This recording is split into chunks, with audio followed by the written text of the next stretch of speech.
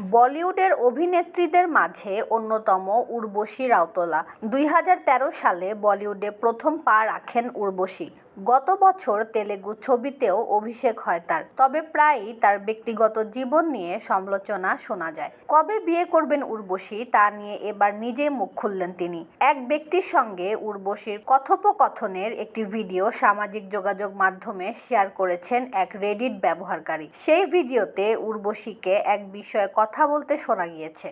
ভিডিওতে দেখা যায় ওই ব্যক্তি অভিনেত্রীকে শীঘ্রই তার জীবনসঙ্গীর সঙ্গে দেখা করানোর আবদার করেন। উত্তরে উর্বশী বলেন, না, এখনই দেখা করানো যাবে না, কারণ এখন কাটনি যোগ চলছে। যদি কারোর কাটনি যোগ চলে তবে তার সেই সময় বিয়ের মতো শুভ কাজ করা উচিত নয়। এই সময়টা বিয়ের জন্য একেবারেই উপযোগী না, এতে ভালোর বদলে খারাপ হবে।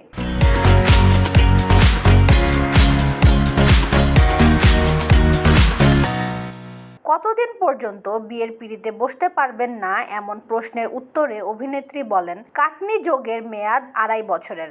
এখনও আমার এই যোগ শেষ হতে আরও কিছুটা সময় বাকি রয়েছে।